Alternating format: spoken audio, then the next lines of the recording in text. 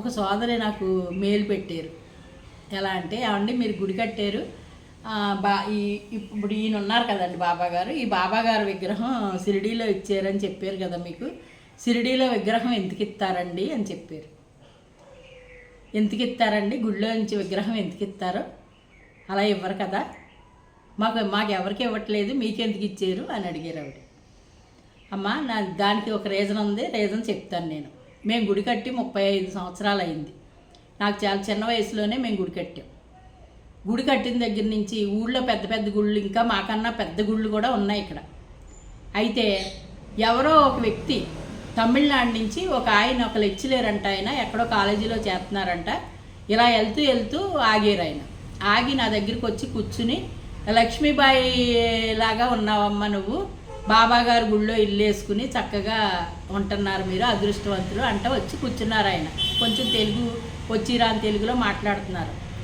అంటే ఆయన నమస్కారం పెట్టి కూర్చోండి అనేసి ఏదో మంచినీళ్ళు అవి ఇచ్చి కూర్చోబెట్టాను. ఆయన ఏమన్నారంటే, 100 సంవత్సరాలు పూర్తి అవుతుంది కదమ్మా, బాబాగారు సమాధి చెంది 100 సంవత్సరాలు అవుతున్న సందర్భంగా షిరిడీలో సాయిబాబా గుడి ధర్మకర్తని ఆవిడ కూడా ఒక హెల్పర్ని పిలిచి, అలాగే ఎన్ని గుళ్ళు ఉన్నాయో అన్ని గుళ్ళ నుంచి అందరి అడ్రస్లు ఫోన్ నెంబర్లు తీసుకుని వాళ్ళు సేకరించి మైలవరంలో ఒక మీటింగ్ పెట్టి ఇక్కడి నుంచి ఎన్నుకుంటున్నారో రాష్ట్రానికి ఒక ప్రెసిడెంట్ సెక్రటరీ కింద అని చెప్పారు. అప్పుడు మీకు ఐడియా ఉండుంటుంది, విజయవాడ దాటి వెళ్ళేటప్పుడు హైదరాబాద్ వెళ్తుంటే విజయవాడ దాటే దాన్ని ఏమంటారు రింగ్ వస్తుంది కదా, అది దాటిన తర్వాత ఊరి పేరు నాకు సరిగా ఐడియా లేదండి, రోడ్డు మీద పెద్ద ఆంజనేయ స్వామి విగ్రహం ఉంటుందండి, చాలా పెద్దగా ఉంటుంది, మనం ఎక్కడా చూసుండం. అది ఆశ్రమం లాగా ఉంటుంది, లోపల అందరూ దేవుళ్ళు, చాలా బాగుంటుంది ఆ గుడి. సోదేని అనుకోకండి, మరి యథార్థం చెప్పాలి కదా, వివరణ ఎత్తున్నాను. ఆ గురువు గారిని ప్రెసిడెంట్గా వేసారు. మైలవరం ఒక ఆయన్నేమో ప్రభాకరరావు గారు ఏదో పేరు ఐడియా లేదు, ఆయన్ని సెక్రటరీగా వేసారు. నన్ను మైలవరం పిలిచి ఒకరోజు ఏదో సాల్వా కప్పి అవి చేసి ఏదో చేసి కొంతమందిని పిలిచారు. అక్కడికి వెళ్ళాం మేము. అక్కడికి వెళ్ళొచ్చిన తర్వాత ఆయన ఏమన్నారంటే, షిరిడీ టికెట్లు అన్నీ బుక్ చేసేసామమ్మా, మీరందరూ కూడా పలానా రోజున బయలుదేరి వచ్చేయండి, అక్కడ రూములు కూడా మీ పేరుని బుక్ అయిపోయి ఉన్నాయి, దేవస్థానం వారు ఫ్రీగా మనకు రూము భోజనం అన్నీ వాళ్ళే ఇస్తారు, మీకు అక్కడికి వెళ్ళిన తర్వాత ఒక ట్యాక్ ఒకటి, ఒక కండువా ఒకటి, అలా కొన్ని ఐటమ్స్ అక్కడ సింబాలిక్గా మీరు అందరూ సాయి ధర్మకర్తలు అని ఉండటానికి ఏర్పాటు చేసారు అని చెప్పారు. అదృష్టం సాయి కలిగించాడు అనుకున్నానండి. అనుకుని నా కూడా ఇంకొక ఆవిడని తీసుకుని నేను వెళ్ళాను, షిరిడీ వెళ్ళాను. షిరిడీ వెళ్తే సాయి ఆశ్రమంలో రూమ్ అది ఇచ్చారు మాకు, అకామిడేషన్, భోజనం, చక్కటి భోజనం, ఆంధ్ర భోజనం వండండి. ఆ మీటింగ్ జరిగే చోటకి కారులో తీసుకెళ్ళి అక్కడ అంతా చూపించి చక్కగా అన్నీ చేసి బోల్డ్ అంత డెకరేషన్ చేసి చాలా బాగా ఎక్కడెక్కడెక్కడో అమెరికా నుంచి అన్ని చోట్ల నుంచి వచ్చారండి. అందులో పాల్గొనటం ఏ జన్మలోనో నేను చేసుకున్న పుణ్యంగా భావిస్తాను. ఇప్పటికి కూడా నేను అంతటి అదృష్టం దక్కుద్దని నేను ఎప్పుడు అనుకోలే. పెద్ద పెద్ద గుళ్ళు ఉన్నాయండి, తాడేపల్లి గుడుల్లో పెద్ద గుళ్ళు ఉన్నాయి. వాళ్ళు చేసే ఈ కార్యక్రమాలు కూడా బాగానే చేస్తారు, పెద్ద పెద్ద గుళ్ళు ఉన్నాయి. నేను ఆ గుళ్ళో సేవ చేసేదాన్ని, మేము కట్టాము ఇక్కడ. అయితే నన్ను పిలిచారు గుడి నుంచి, నేను అక్కడిదాన్నే వెళ్ళాను. మీరు వెళ్ళారేంటంటే మమ్మల్ని పిలవలేదు అన్నారు అందరూ. ఏమో నాకు తెలియదు కదండి అన్నాను.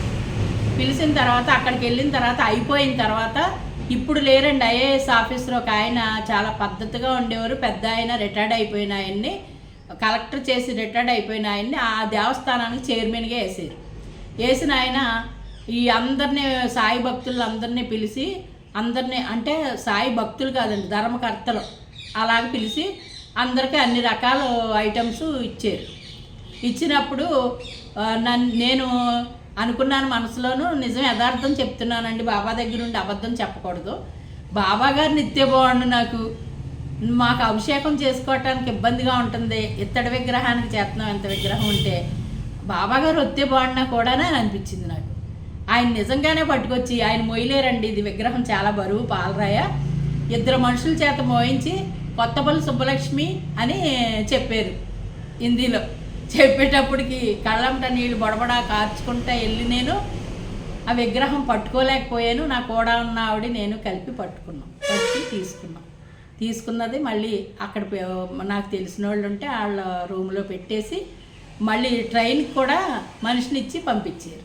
ఎంతటి అదృష్టం అండి. రోజు దర్శనం, ఆరతికి ముందు ఉండటం, అభిషేకానికి దగ్గరగా ఉండటం, అలాగ వారం రోజులు గడిపాను నేను షిరిడీలో. అది బాబాగారు ఆహ్వానం మేరకు తీసుకెళ్ళారు నన్ను షిరిడి. అక్కడ ఇచ్చారు ఈ విగ్రహం. ఇప్పుడు ఎవరిచ్చారండి? బాబాగారు అక్కడి నుంచి వచ్చిందే కదా, ఆయనే ఇచ్చారు కదా. నాకు నడువిరిగిపోయింది, కుట్లు ఫెయిల్యూర్ అయిపోయి పొట్ట పగిలిపోయి పేగులు బయటకు వచ్చేసినాయి. మీరు చెప్తే నమ్ముతారో లేదో, గోడ మీద పడిపోయినాయి. మా హస్బెండ్ అయితే గొళ్ళుమని గోడకేసుకుని కొట్టేసుకున్నారు తలకి. అలాంటి పరిస్థితిలో కూడానండి నేను చలనం లేనట్టు కానీ ఒక కంగారు పడినట్టు కానీ లేను. ఎందుకంటే ఆయన నా కూడానే ఉంటాడు, నా దగ్గరే ఉంటాడు ఎప్పుడు. అంటే మా దగ్గర ఉండడాన్ని మీరు అనుకోవచ్చు, కాదండి, నా నమ్మకం అది, నా విశ్వాసం అది. అలా ఉండేటప్పుడు ఆయన నన్ను కాపాడింది. 3 ఎన్నుపూసలు మొత్తం చిట్లిపోతే 7 గంటల ఆపరేషన్ చేసి రాడ్లు పెట్టి ప్లేట్లు పెట్టి బిగించారు. లేకపోతే నన్ను పగ్గాలేసి ఆపలేరండి. బాగా స్పీడ్ ఎక్కువ, బోల్డ్ కార్యక్రమాలు చేస్తూ ఉండేదాన్ని. బోల్డ్ అన్ని పార్టిసిపేషన్లు మామూలుగా కాదు. ఆ స్పీడ్ బ్రేక్ వేయటం కోసం నన్ను ఇక్కడ కూర్చోబెట్టేశారు. ఇంకా బయటికి వెళ్ళాలంటే కష్టం. అంటే నాకు నేనుగా వెళ్ళలేను, కారు ఉండాలి, మనిషి ఉండాలి కూడా. అలాగే వెళ్తాను, కానీ నడుపుతాను, పొద్దున్న లెగుతాను, బాబాగారు సేవ అంతా చేసుకుంటాను, స్నానం చేస్తాను, దీపాలు పెడతాను, తుడుతాను, ఇవన్నీ చేసుకుంటాను. అదండి బాబాగారు నా దగ్గరికి వచ్చారు అనటానికి నిదర్శనం. ఆ అడిగిన సిస్టర్కి ఆన్సర్ ఇదని చెప్దామనేసి చెప్తున్నాను అనమాట. నా అదృష్టం బాబాగారు ఇచ్చిన వరం అండి. మా హస్బెండ్ కరెక్ట్గా 15 సంవత్సరాలు అయిందండి ఆయన కాలం చేసి, కానీ ఆయన ఉన్నట్లుగానే భావించుకుంటాను నేను. నాకు తల్లి, తండ్రి, దైవం, స్నేహితుడు, ఇతుడు మొత్తం అన్నీ బాబానే. బాబాతోటే మాట్లాడుకుంటాను నేను. నాకు కష్టం వచ్చిందనుకోండి, ఆయనకి దగ్గరికి వెళ్ళి కూర్చుని చెప్పుకుంటాను. అది ఎప్పుడు జనం భక్తులు ఎవరో రాకుండా ఉన్నప్పుడు నాకు ఈ కష్టం వచ్చింది, ఈరోజు ఈ తలనొప్పి వచ్చింది, ఈ కాలు నొప్పి వచ్చింది, నాకు ఇలా ఉంది అలా ఉందని. నేను తిండి కోసం కానీ నాకు ఆస్తి ఇమ్మని కానీ ఎప్పుడు నేను అడగను. నాకు ఆయన సేవ పుట్లిడిపోయినప్పుడు బాబా గుడి ఏమైపోద్దో అని ఆందోళన, అదొక్కటే. నాకు నడువు విరిగిపోయినప్పుడు కూడా బాబా గుడి సేవ చేసుకుంటే చాలు అనుకున్నాను. వీల్ చైర్లో కూర్చుంటామని చెప్పారు డాక్టర్ గారు. వీల్ చైర్లో కూర్చోలేదండి, 3 నెలలు వచ్చిన దగ్గర నుంచి గుడి చుట్టూ నడిచేసాను. అలాగే ఇప్పుడు కూడా నడుపుతాను, బయట నడవను. కానీ గుడి చాలా ప్రాంగణం ఉంటుంది, ఇంట్లో ఇంకా గుడిలోనే వేసేసుకుని ఆయన ఎదురుగానే ఉన్నాను. నేను కూర్చుంటాం కూడా ఈయనకి ఎదురుగానే కూర్చుని ఉంటానండి. బయట గేటు తిన్నంగా కుర్చీ ఉంటుంది, ఎప్పుడు అక్కడ ఉంటాను, ఎప్పుడు అక్కడే కూర్చుంటాను. భోజనం చేసినా అక్కడ కూర్చునే తింటాను. ఇదండి నా దినచర్య. బాబాగారికి నాకు ఉండేటువంటి అనుబంధం ఇది. సిస్టర్, మీకు అర్థమైంది అనుకుంటా. మీకే ఎందుకు ఇచ్చారు, మాకెందుకు ఇవ్వలేదు అని అడిగారు. అడిగిన దానికి ఆన్సర్గా చెప్పాను. తప్పుగా భావించకండి, ఉన్న మాట చెప్పాను. ఆయన ఎదురుగా కూర్చుని ఏ అబద్ధం చెప్పినా మిమ్మల్ని మోసం చేయొచ్చు, ఆయన్ని మోసం చేయలేం కదండి.